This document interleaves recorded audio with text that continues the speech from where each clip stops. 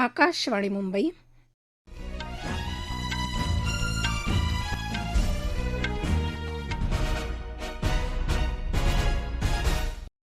विजया सहजराव राष्ट्रीय बातम्या देत आहे. ठळक बातम्या.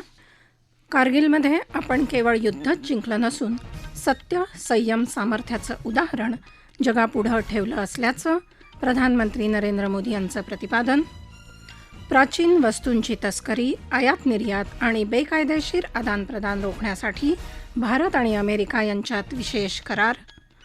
महिलांच्या आशिया चषक T20 क्रिकेट स्पर्धेच्या उपांत्य फेरीत बांगलादेशवर 10 गडी राखून मात करत भारताची अंतिम फेरीत धडक. आणि शेअर बाजारात सलग 5 सत्रांमधली घसरण थांबवत सेन्सेक्सची 1293 अंकांची उसळी. निफ्टीचा नव्या उच्चांकाला स्पर्श.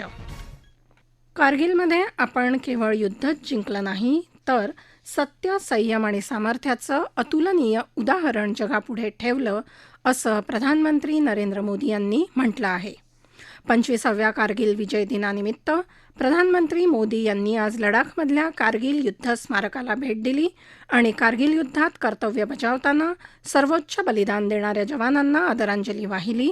त्यावेळी ते बोलत होते. कारगिल युद्धात असत्य आणि दहशतीला सत्यापुढे हार पत्करावी लागल्याचं ते म्हणाले.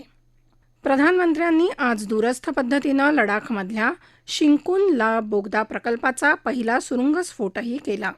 राष्ट्रपती द्रौपदी मुर्मू यांनी कारगिल विजय दिनानिमित्त देशाच्या सशस्त्र बलांप्रती कृतज्ञता व्यक्त केली आहे आणि त्यांना आदरांजली वाहिली आहे. संसदेच्या दोन्ही सभागृहात आज कामकाजाची सुरुवात कारगिलमधल्या शहीदांना आदरांजली अर्पण करून झाली.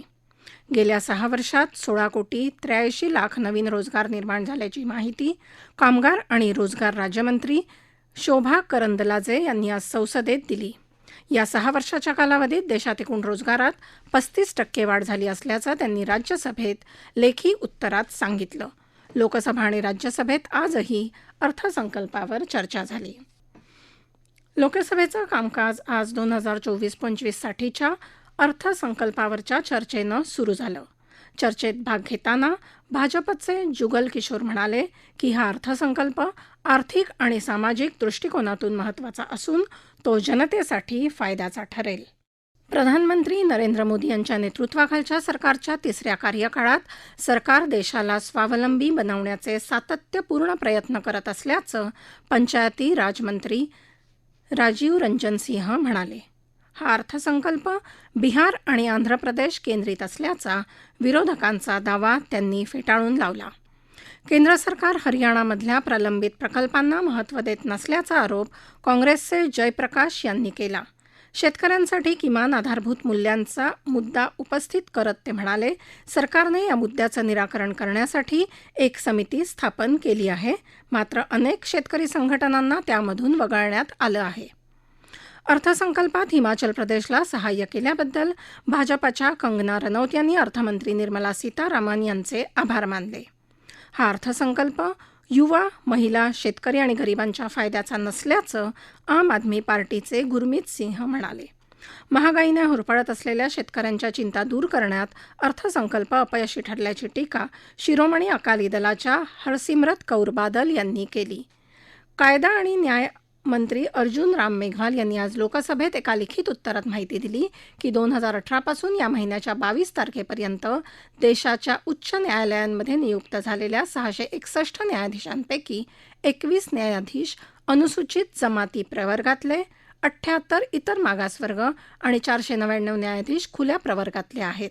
उच्च न्यायालयामधल्या न्यायाधीशांच्या नियुक्तीमध्ये सामाजिक विविधता असावी यासाठी उच्च न्यायालयांच्या मुख्य न्यायमूर्तींनी न्यायाधीशांच्या नियुक्तीचा प्रस्ताव पाठवताना अनुसूचित जाती, अनुसूचित जमाती, इतर मागासवर्गीय, अल्पसंख्याक आणि महिला प्रवर्गातल्या पात्र उमेदवारांचा विचार करावा अशी विनंती सरकार करत असल्याचं त्यांनी सांगितलं. सर्वोच्च न्यायालय आणि उच्च न्यायालयांमध्ये न्यायाधीशांची नियुक्ती भारतीय राज्यघटनेनुसार होत असून त्यामध्ये कोणत्याही जाती अथवा वर्गाच्या व्यक्तींसाठी आरक्षणाची तरतूद नसल्याचं त्यांनी यावेळी स्पष्ट केलं. राज्यसभेचं कामकाज आज केंद्रीय अर्थसंकल्प 2024-25 वरच्या चर्चेनं सुरू झालं. अर्थमंत्री निर्मला सीतारामन यांनी अर्थसंकल्पात केवळ अल्पकालीन लोकानुनयी निर्णय घेतले नसून मध्यम आणि दीर्घकालीन विचारांवर काम केल्याचं वायएसआरसीपीचे एस निरंजन रेड्डी यांनी सांगितलं. तर हा अर्थसंकल्प लोकविरोधी आणि संघराज्यविरोधी असल्याचा आरोप सीपीआयचे सदस्य पी संतोष कुमार यांनी केला. प्राचीन वस्तूंची तस्करी, आयात निर्यात आणि बेकायदेशीर आदानप्रदान रोखण्यासाठी भारत आणि अमेरिका या दोन्ही राष्ट्रांमध्ये आज एक विशेष करार झाला. अशा प्रकारचा सांस्कृतिक मालमत्ता करार भारतानं अमेरिकेबरोबर करण्याची ही पहिलीच वेळ आहे. हा करार ऐतिहासिक असून त्यामुळे या दोन्ही राष्ट्रांमधली भागीदारी दृढ होईल, असं केंद्रीय सांस्कृतिक आणि पर्यटन मंत्री गजेंद्र सिंग शेखावत यांनी बातमीदारांना सांगितलं. या राष्ट्रीय बातम्या आकाशवाणीच्या मुंबई केंद्रावरून देत आहोत.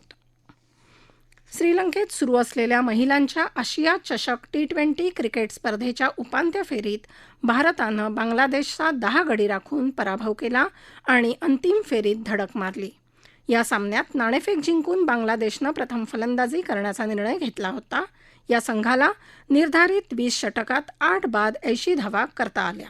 भारतीय संघाकडून रेणुका सिंग आणि राधा यादव यांनी प्रत्येकी 3 गडी बाद केले.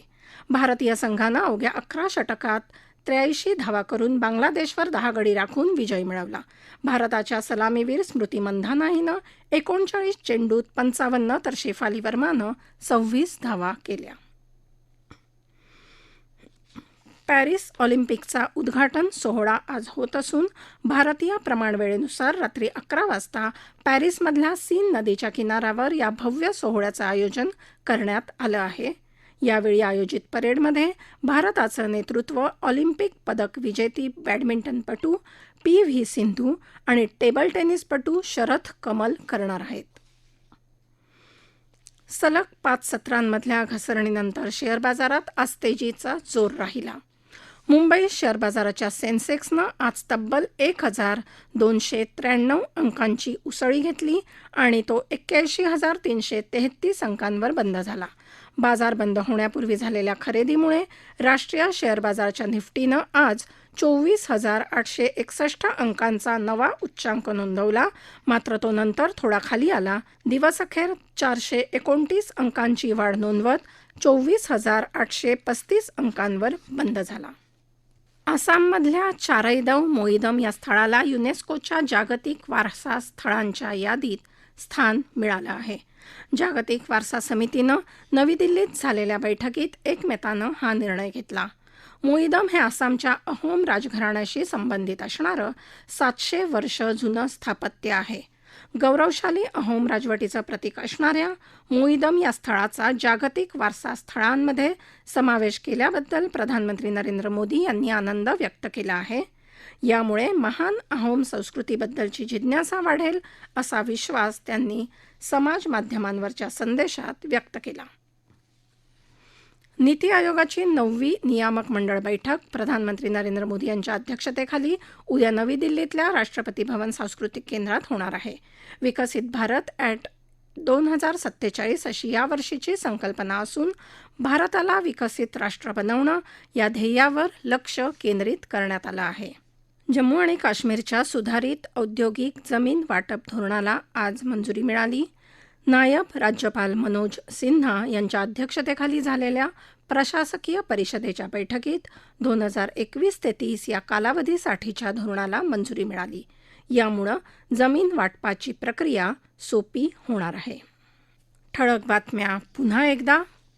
कारगिलमध्ये आपण केवळ युद्धच जिंकलं नसून सत्य, संयम, सामर्थ्याचं उदाहरण जगापुढे ठेवलं असल्याचं प्रधानमंत्री नरेंद्र मोदी यांचं प्रतिपादन. प्राचीन वस्तूंची तस्करी, आयात निर्यात आणि बेकायदेशीर आदानप्रदान रोखण्यासाठी भारत आणि अमेरिका यांच्यात विशेष करार. महिलांच्या आशिया चषक T20 क्रिकेट स्पर्धेच्या उपांत्य फेरीत बांगलादेशवर 10 गडी राखून मात करत भारताची अंतिम फेरीत धडक. आणि शेअर बाजारात सलग 5 सत्रांमधली घसरण थांबवत सेन्सेक्सची 1293 अंकांची उसळी. निफ्टीचा नव्या उच्चांकाला स्पर्श.